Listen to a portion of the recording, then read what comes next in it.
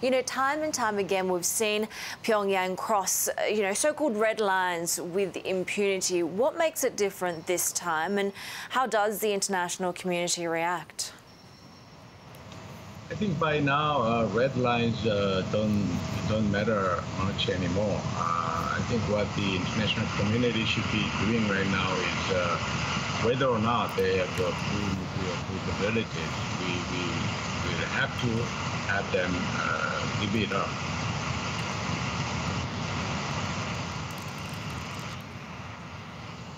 Professor Oh, what do you think is the best course to deal with this? Because there's been a lot of analysis over the last few days saying that the US has no good options, China really has no good options.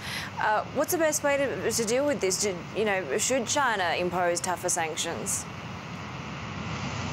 Well, the Security Council just met, and I think probably they will come up with even further strengthened sanctions, and all the countries concerned should do our best to implement these sanctions so that North Korea, when it tries to turn around, they will find that they cannot go for example, economic developments without giving up their nuclear weapons. The sanctions should be effective enough.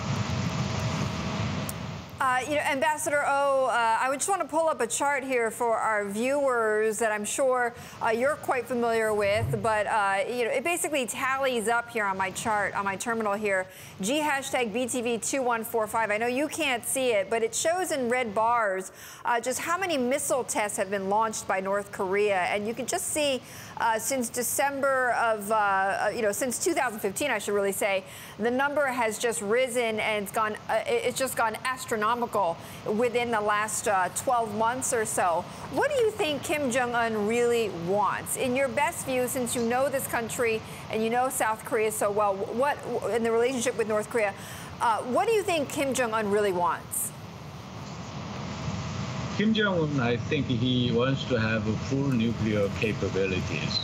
And the fact that their tests, either bombs or missiles, the frequency of their test is increasing. That means that they are very close to get what he wants, or they already have it. And also, Ambassador Oh, so he wants that nuclear capability, and that, of course, is frustrating, and completely unacceptable to the U.S. and other allies. And I want to play for you what Nikki Haley, the U.S. ambassador to the UN, said about just exhausting diplomatic channels to deal with Kim. The time has come to exhaust all diplomatic means to end this crisis, and that means quickly enacting the strongest possible measures here in the UN Security Council. Only the strongest sanctions will enable us to resolve this problem through diplomacy. We have kicked the can down the road long enough. There is no more road left. Okay, so, I get confused by those comments, though, Ambassador, because on the one hand, you hear the diplomats saying, we've exhausted all channels and enough is enough, but then they say, we have to continue to find diplomatic ways to deal with North Korea. So which is it? Have you exhausted all the channels, or are there more to go?